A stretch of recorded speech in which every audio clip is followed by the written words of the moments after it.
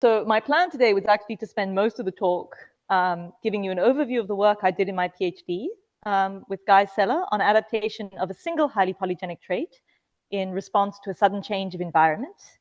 And the goal of that description would be to introduce an extension of that work that Guy and I are still working on, which incorporates pleiotropy. And then, because I don't know how long this takes, but if there is time after that, then I would finish by briefly giving you a taste of one of the projects that I've been working on during my postdoc at IST in Nick Barton's lab about how stabilizing selection with linkage potentially introduces a bias in GWAS effect size estimates. So now I will begin by discussing adaptation of a single highly polygenic trait to a sudden change of environment. But before we can do that, we will need a model for a highly polygenic trait. So as you all know, in contrast to Mendelian traits, variation in highly polygenic traits arises from small contributions of many alleles across the genome. And the simplest way to understand this is with an additive model. So in this model, we can think of every minor allele present in the population as having some small effect on the trait of interest, for example, height. So the effect of carrying the minor allele can be trait increasing, the green alleles in the cartoon, or trait decreasing, the blue alleles. The fixed background is the height that an individual in the population who carries no minor alleles would have. Now, in reality, every individual will carry many minor alleles, and to calculate their height, we would just add the effects of all the alleles they carry to the fixed background, as shown in the cartoon. So as observed early in the last century by Fisher, the central limit theorem tells us that traits with numerous alleles, each making a small contribution to variation, will take on an approximately continuous normal distribution in the population. And although we've long had a good understanding of the effect of natural selection on Mendelian traits, the same cannot be said of highly polygenic traits. Indeed, when the environment changes, thereby altering the likelihood that individuals with different values of some highly polygenic trait will reproduce, the process by which the highly polygenic trait adapts to this change has been largely unknown. For example, variation in a highly polygenic trait arises from numerous alleles segregating at different frequencies in the population, some with a large effect on the trait of interest, and some with small or intermediate effect. One of the many questions that we may have is which of these alleles are likely to contribute to adaptation to the new environment, and on what timescale. This gap in our understanding is problematic because many traits we care about are highly polygenic, and multiple lines of evidence suggest that many potentially adaptive changes to the genome involve highly polygenic traits. And this is the moment that one should be able to back up the claim that polygenic adaptation is ubiquitous by producing convincing concrete examples in the wild. Unfortunately, in part as a result of the fact that our understanding of polygenic adaptation is so poor, this has proven very difficult to do. Consider, for instance, the Inuit people and the Maasai. The Inuits live in freezing Arctic conditions and also happen to have short, stocky figures that conserve heat. The African Maasai people have a highly mobile savanna lifestyle and also happen to have some of the fastest runners on Earth. In cases such as this, when populations appear to be well adapted to their environment, it's tempting to conclude that these are clear examples of adaptation. However, we cannot, because the traits are complex and we do not have a reliable method to detect selection on such traits. Since we believe many adaptive traits are highly polygenic, this is a problem of considerable interest, and a detailed understanding of the mechanism by which polygenic adaptation proceeds, as well as being interesting in its own right, could also hopefully be used to design improved tests to detect selection. These considerations motivated me during my PhD to develop a model of polygenic adaptation in a simple yet highly relevant scenario, after a sudden change of environment. So many polygenic traits are known to be under stabilizing selection. What this means is that individuals with an intermediate trait value are more likely to survive and reproduce than individuals with extreme phenotypes. A classic example in humans is that of birth weight. So infant mortality increases when birth weight is above or below some sweet spot. Therefore, we assume that before the change of environment, the trait of interest is at steady state under stabilizing selection. We incorporate stabilizing selection into the model by assuming a Gaussian fitness function with optimum at the origin and width through to Vs. It's been shown that under plausible biological assumptions, stabilizing selection maintains the mean phenotype at the optimum. And since individuals with extreme phenotypes are so unlikely to reproduce, stabilizing selection reduces phenotypic variance, as shown here. So I'll briefly tell you what you need to know about the trait at steady state under stabilizing selection in order to understand what happens when the environment is altered.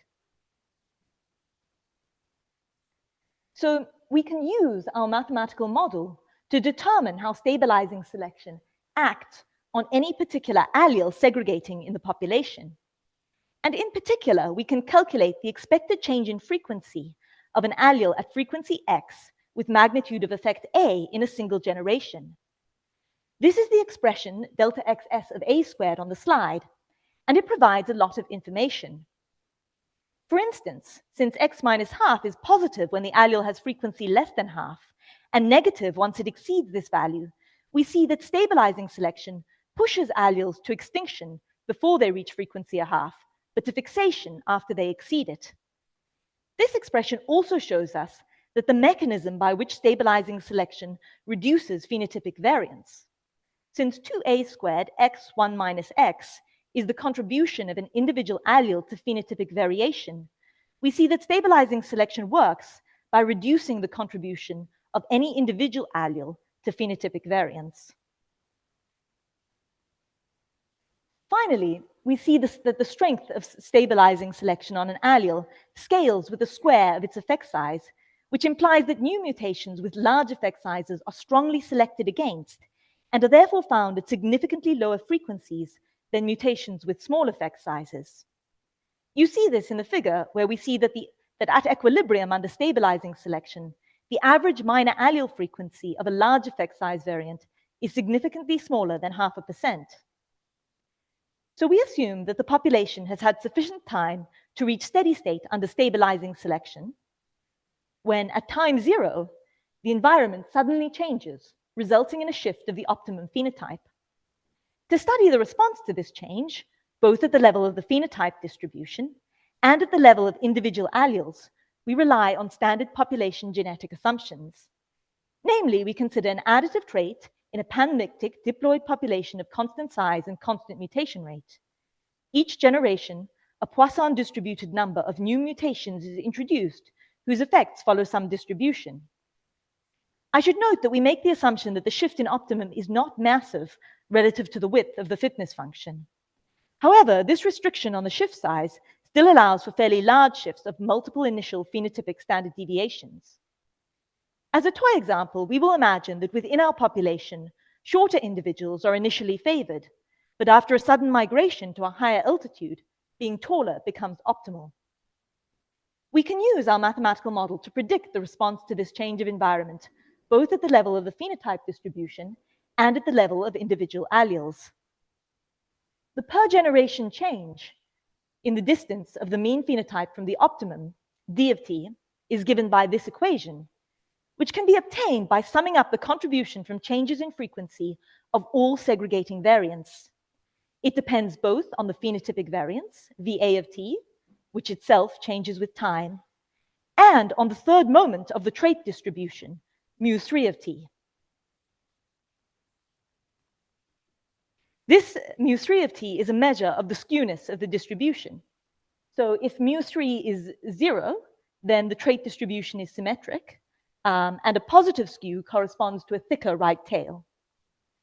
So depending on the evolutionary parameters, the distance from the optimum will display one of two qualitative behaviors. The first occurs when any individual allele contributes negligibly to phenotypic variance. In this case, the phenotypic variance remains approximately constant, and the phenotype distribution remains approximately symmetric. Consequently, in the equation for the expected change in the distance of the mean phenotype, Va of t is equal to Va of 0, and the third moment, mu3, is approximately 0. So assuming deterministic dynamics and continuous time, it follows that the phenotypic distance from the optimum decays exponentially at a rate proportional to the initial phenotypic variance.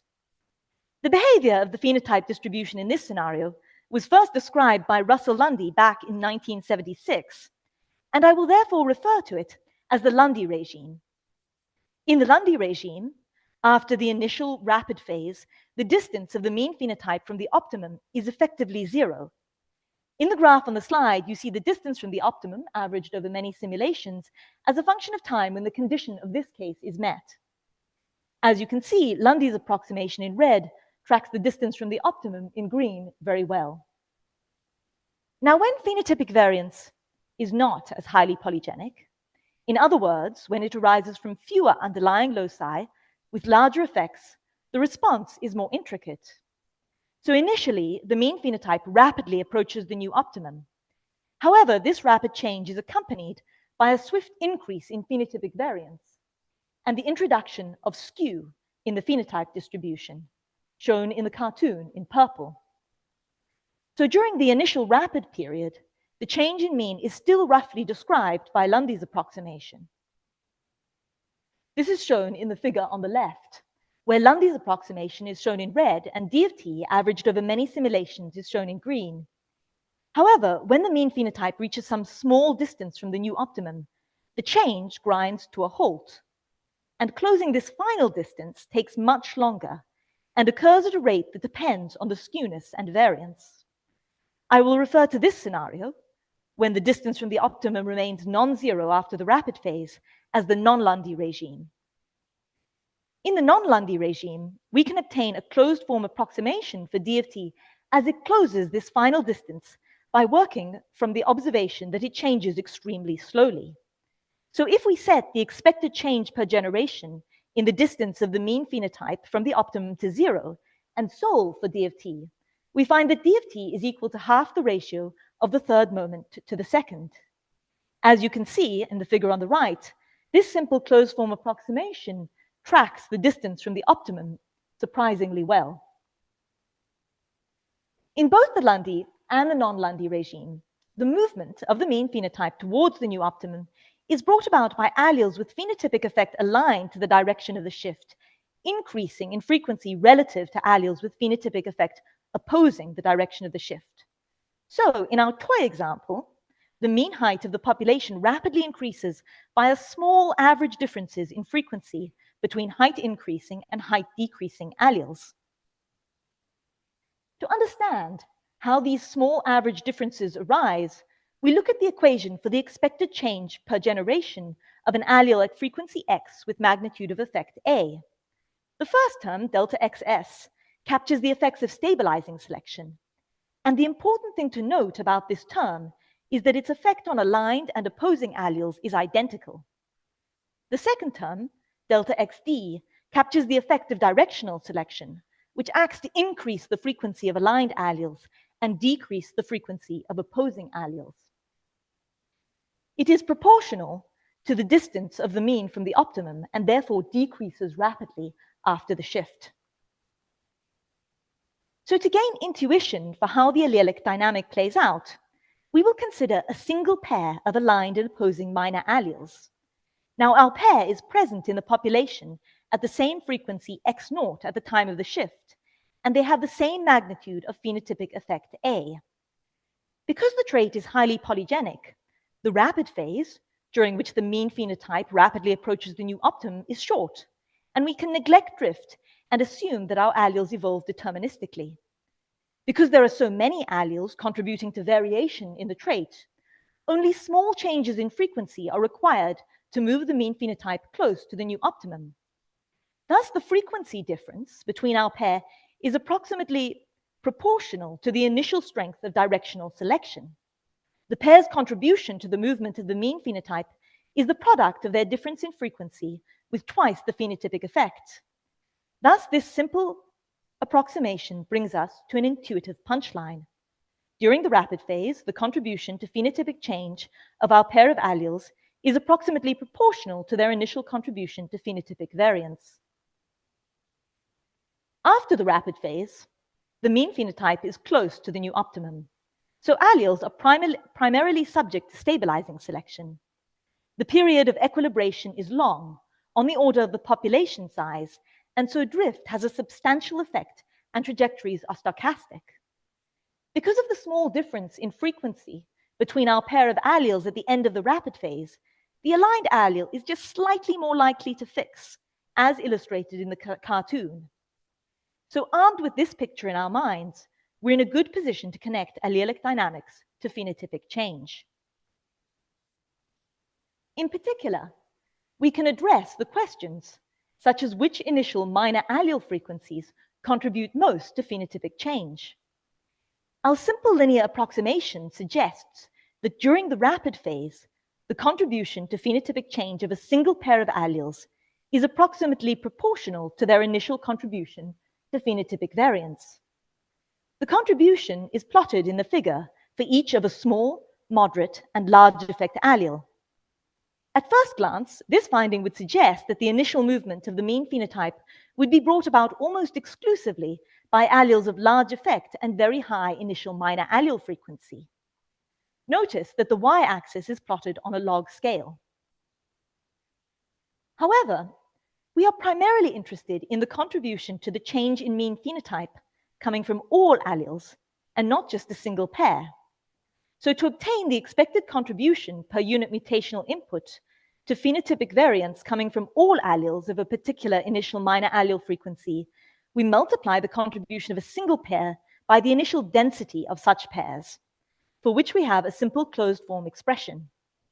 Since stabilizing selection keeps alleles, especially large effect alleles, at very low frequency, high frequency large effect alleles do not contribute much to initial variance, as shown in the figure on the right. Now, what I've plotted here is the contribution per unit mutational input. To get the actual initial contribution to phenotypic variance of alleles with a particular phenotypic effect and initial minor allele frequency, we'd need to multiply the plotted curves by the expected per generation number of mutations with a particular phenotypic effect. But since the distribution of incoming phenotypic effects is unknown, I will express my results as densities per unit mutational input wherever possible. In this way, the results are true for any distribution of incoming effects. Now, from our simple linear approximation, we know that the relative contribution to phenotypic change in the rapid phase coming from alleles of different minor allele frequencies is predicted by their contribution to initial variance. Thus, the contribution from large effects is due almost entirely to alleles at low initial frequency. In contrast, the contribution from small and moderate effects can arise also from alleles with a high initial minor allele frequency. So we confirmed our results by simulating under a wide range of parameters, and I'll show you the results of two such simulations, one in the Lundy regime and the other in the non-Lundy regime. So in the Lundy regime, there are very few large effect alleles. Say most alleles have an A squared or 2ns less than 4.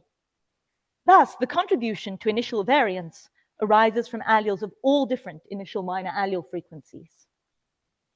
In the non-Lundy regime, there's an abundance of larger effect alleles, and thus most of the phenotypic variance at steady state arises from alleles at low initial frequency, as shown here.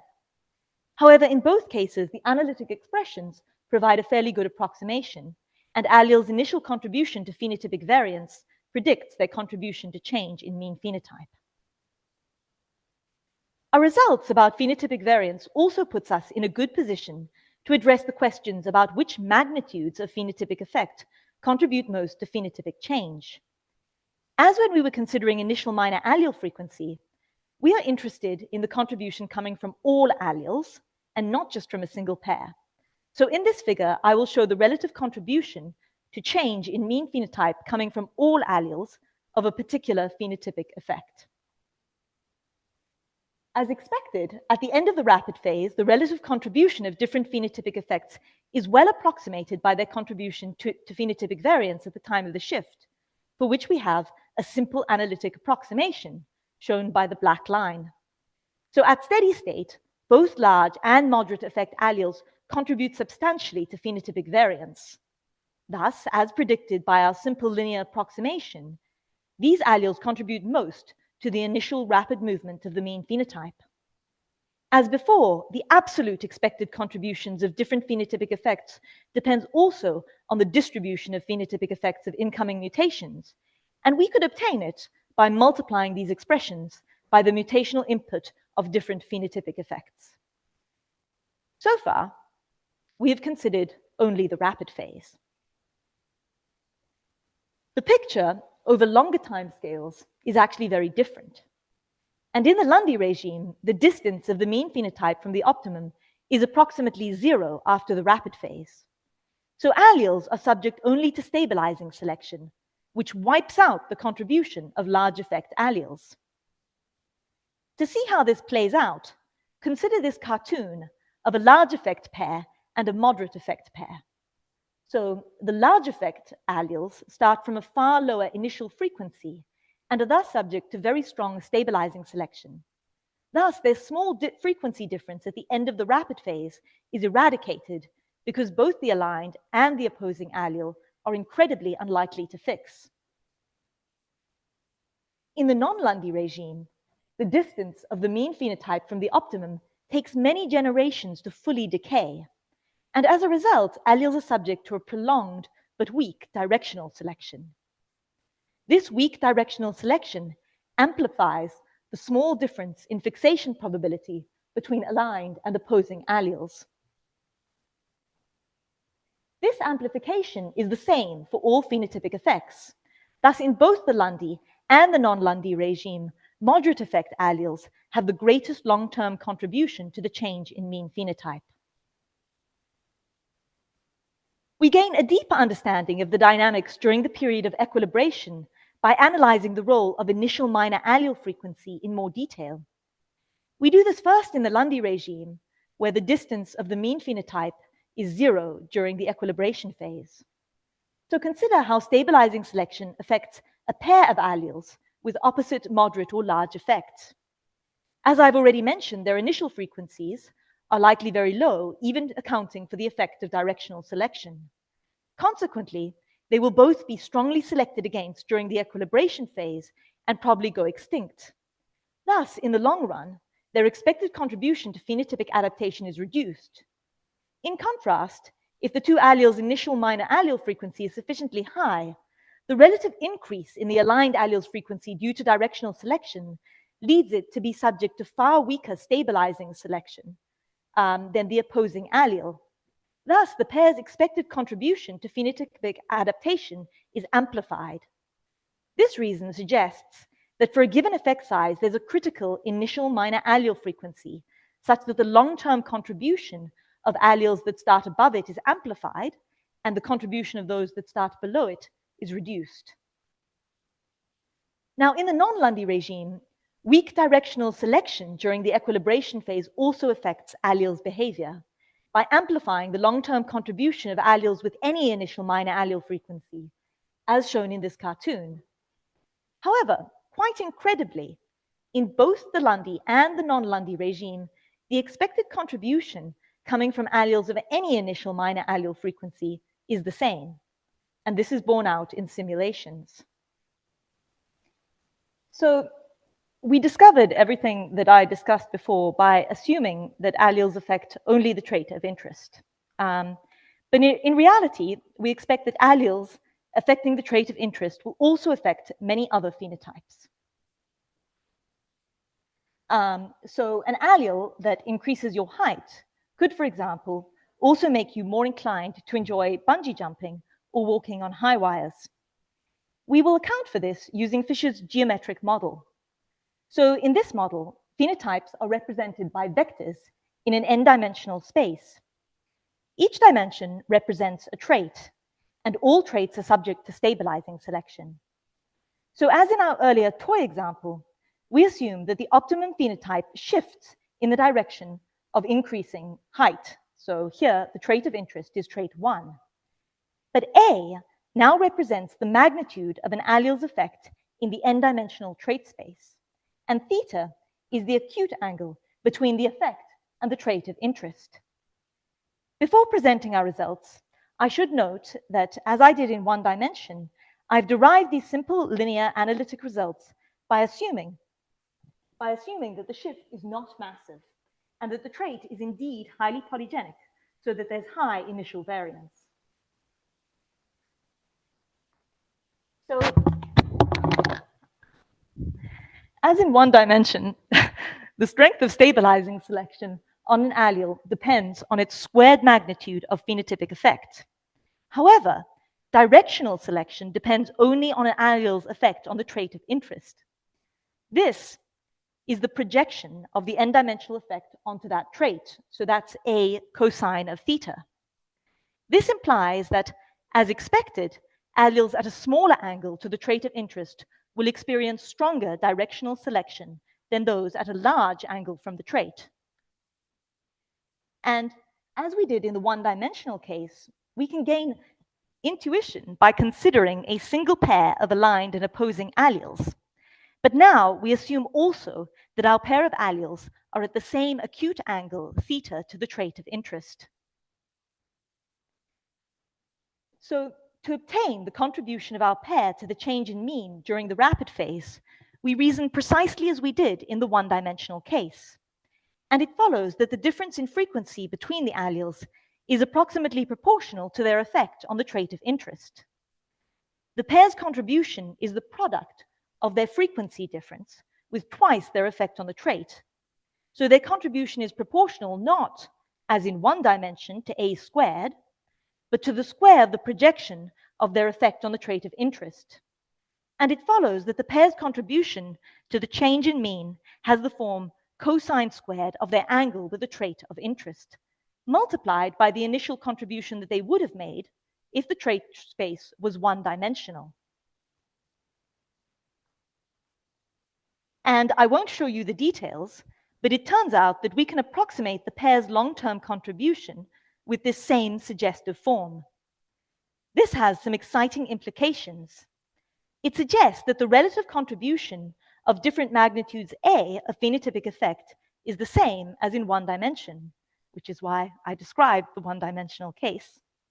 And although our interpretation is different, since the squared n-dimensional effect, A is now a measure of the total strength of stabilizing selection that an allele is subject to. So incorporating pleiotropy, we see that alleles subject to strong and moderate stabilizing selection contribute significantly to the short-term change in mean phenotype. But over the long term, the contribution of alleles subject to strong stabilizing selection is wiped out. Further, our results about the contribution of different initial minor allele frequencies also holds in n dimensions. And there is an analogous Lundy and non-Lundy regime. So one question of particular interest that we could not ask in one dimension is whether phenotypic change is driven mostly by alleles with small or with large pleiotropic effects. Our results imply that a pair of alleles at a small angle from the trait of interest contributes more to the change in mean phenotype than a pair at a large angle. So alleles with a small angle have a large projection on the trait of interest and a small pleiotropic effect. However, the contribution to the change in mean phenotype of alleles at a particular angle will also depend on how many such alleles there are. And it turns out that when the trait space has a high dimension, most alleles will be almost perpendicular to the trait of interest. To put it another way, given any particular allele, it's extremely unlikely that most selection on that allele is due to its effect on the trait of interest.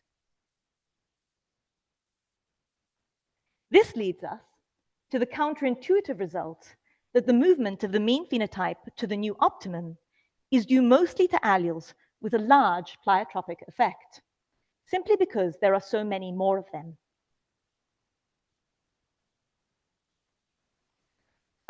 So to summarize the first part of the talk, I will reiterate the most important points and some potential implications.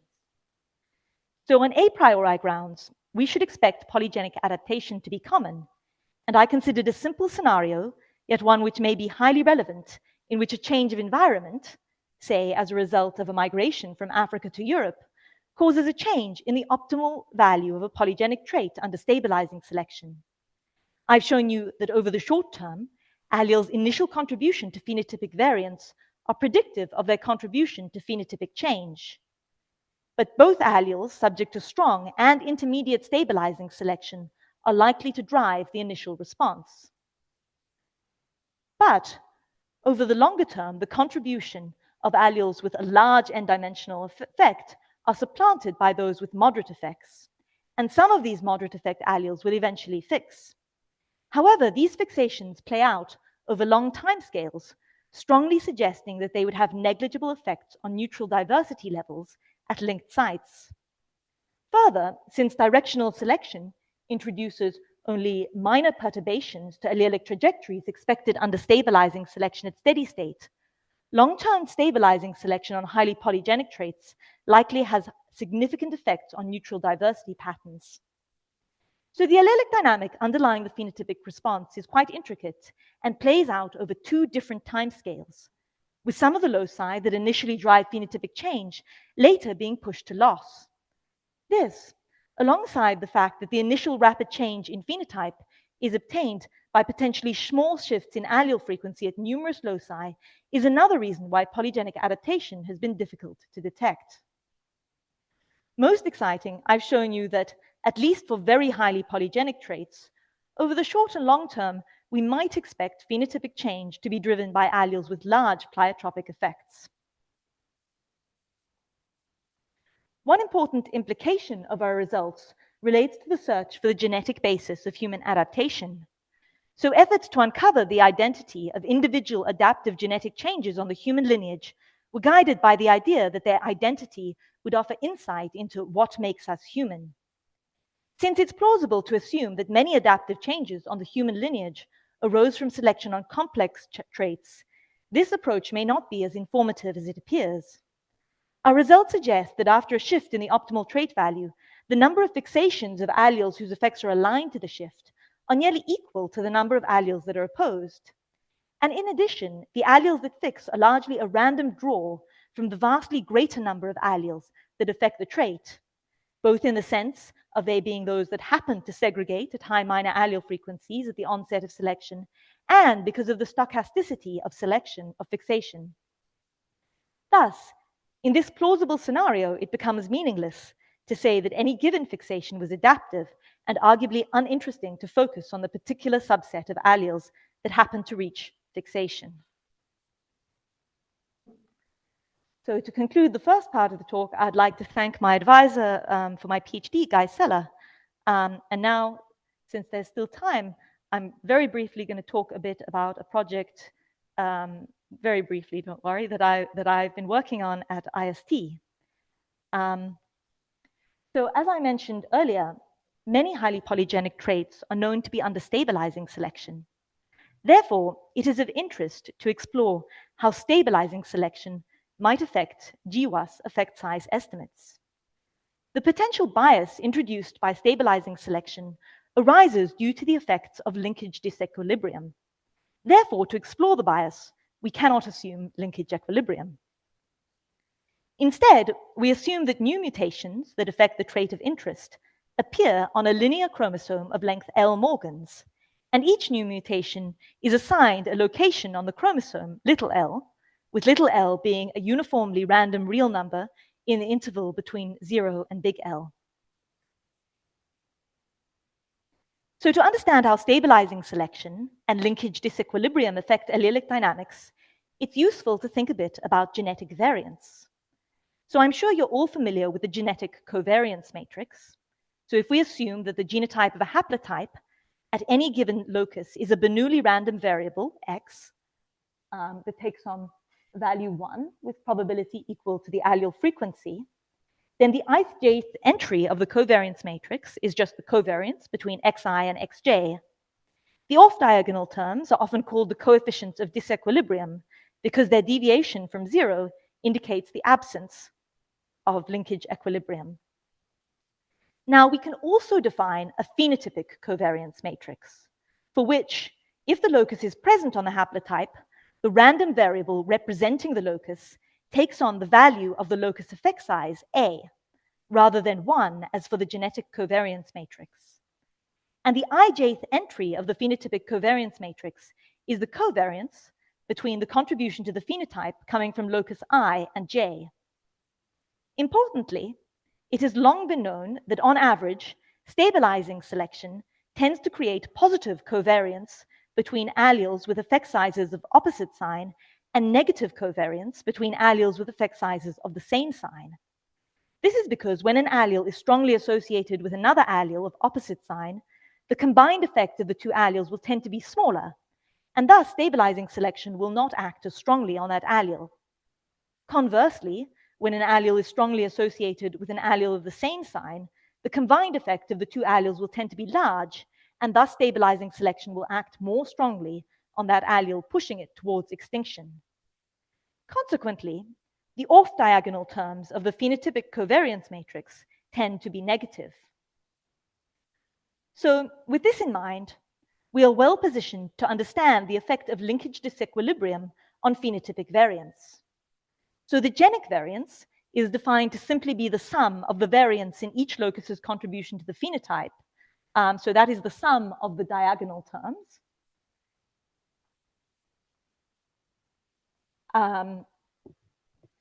And when we have linkage equilibrium, the total genetic variance, so that's Vt, is just equal to the genic variance. However, in the absence of linkage equilibrium, the total genetic variance is the sum of the genic variance and also of the off-diagonal terms, which is often called the LD variance. Now, we can also think of the total variance as being the sum of the total contribution to variance of every locus. So where the total contribution of locus I is just the sum of its genic variance and its LD variance. And its LD variance is the sum of that particular locus's covariance with every other allele. So we can also express the phenotypic covariance matrix in terms of allele effect sizes and frequencies and the coefficients of disequilibrium. Then the phenotypic covariances are given by the product of the two alleles' effect sizes and their coefficient of disequilibrium. So this yields the expressions for genetic variance, which are displayed on the slide. Now, as we've just discussed, in the presence of stabilizing selection, the LD variance will tend to be negative. Consequently, since genic variance is positive, the ratio of the LD variance to the genic variance of any given allele will, in expectation, be negative. And it turns out that this is very important in determining exactly how the absence of linkage equilibrium affects allelic dynamics. To understand why it's important, we need to return to the equation for the expected change in frequency of an allele in a single generation. So at linkage equilibrium, the allele effect size, A, appears in this equation. And the reason it appears in this equation is that at linkage equilibrium, the allele effect size is the expected difference in mean trait value of individuals with and without the allele. So this difference has been referred to in the literature as the average excess. Now, in the absence of linkage equilibrium, since stabilizing selection tends to introduce positive associations with alleles of opposite effect, the average excess will, in expectation, be smaller in magnitude than the allele's effect size. And we can recover the equation for the expected change in frequency of an allele in a single generation simply by replacing the allele effect size with the average excess. Therefore, what we need to know is the allele's average excess, which it turns out, if one does the calculations, is given by its actual effect size multiplied by 1 plus the ratio of its LD variance with its genic variance. Consequently, to understand how linkage disequilibrium affects allelic dynamics, we need to know how linkage disequilibrium affects the expected ratio of LD variance to genic variance, which I'm just going to call W. So we also need W because, importantly, in a GWAS performed at locus J, the effect size estimate is expected to be the average excess. And so W is also a measure of the bias that we expect in a GWAS effect size estimate. And so here you can see a histogram from simulations of a trait at under stabilizing selection at equilibrium, of the values of the ratio of LD variance to genic variation, and these simulations have free recombination. So as you can see, the expectation, W, is only slightly less than 0. Now here you can see the same histogram produced from simulations with a chromosome of length 1 Morgan, and here the expectation is minus 13%. But most interesting, I think, is what we see when we filter for alleles with large minor allele frequency, as one might do in a GWAS. So filtering for alleles with minor allele frequency greater than 5%, the expected bias is now minus 18%. So not only does stabilizing selection introduce a bias, but this bias increases with increasing minor allele frequency. And this bias is also larger for alleles with larger effect sizes. And I think I've reached the end of my time. So if people have questions.